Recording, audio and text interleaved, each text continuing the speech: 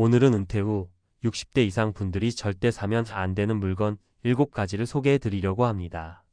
노후 자금을 지키기 위해 꼭 알아야 할 정보와 실제 피해 사례, 전문가의 조언도 함께 나눌 예정이니 끝까지 들어주세요.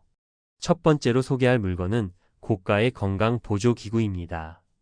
많은 분들이 건강을 위해 비싼 기구를 구매하지만 실제로 효과가 없거나 사용하기 어려운 경우가 많습니다.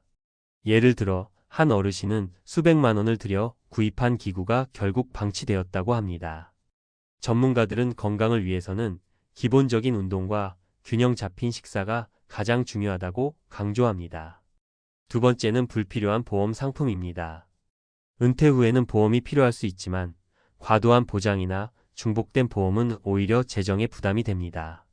실제로 한 분은 여러 보험에 가입해 매달 큰 금액을 지출하고 있었지만 실제로 필요한 보장은 없었다고 합니다. 보험 상품을 선택할 때는 꼭 필요한 보장만 선택하는 것이 중요합니다. 세 번째는 고가의 주식 및 투자 상품입니다. 주식 투자에 대한 열망은 누구에게나 있지만 고위험 상품에 투자하는 것은 특히 은퇴 후에는 위험할 수 있습니다. 한 사례로 한 어르신이 고위험 주식에 투자했다가 큰 손실을 보았다는 이야기가 있습니다. 전문가들은 안정적인 투자처를 찾고 분산 투자하는 것이 좋다고 조언합니다. 네 번째는 유행하는 전자기기입니다. 최신 스마트폰이나 태블릿은 매력적이지만 사용하기 어려운 경우가 많습니다. 한 어르신은 최신 스마트폰을 구입했지만 기능을 제대로 활용하지 못해 결국 다시 예전 모델로 돌아갔다는 이야기가 있습니다. 필요한 기능만 갖춘 기기를 선택하는 것이 좋습니다. 다섯 번째는 고가의 여행 패키지입니다. 여행은 즐거운 경험이지만 비싼 패키지 상품은 예산을 초과할 수 있습니다.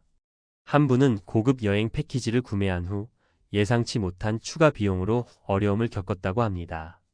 여행을 계획할 때는 예산을 세우고 가성비 좋은 상품을 찾는 것이 중요합니다. 여섯 번째는 사기성 상품 및 서비스입니다. 노후 자금을 노리는 사기 상품이 많습니다. 한 어르신은 확정 수익을 내세운 상품에 투자했다가 큰 손실을 보았다는 사례가 있습니다. 항상 신뢰할 수 있는 정보원을 통해 상품을 검토하고 의심스러운 제안은 피하는 것이 중요합니다. 마지막으로 불필요한 고급 브랜드 제품입니다. 브랜드에 대한 선호는 이해하지만 실제로 필요한 제품이 아니라면 과도한 지출이 될 수 있습니다. 한 어르신은 고급 브랜드의 가전제품을 구매했지만 기능은 일반 제품과 다르지 않았다는 이야기가 있습니다. 필요한 제품을 합리적인 가격에 구매하는 것이 좋습니다. 오늘은 은퇴 후 60대 이상 분들이 절대 사면 안 되는 물건 7가지를 살펴보았습니다. 노후 자금을 지키기 위해서는 신중한 소비가 필요합니다. 전문가의 조언을 참고하고 실제 사례를 통해 교훈을 얻는 것이 중요합니다. 여러분의 소중한 노후 자금을 잘 관리하시길 바랍니다. 감사합니다.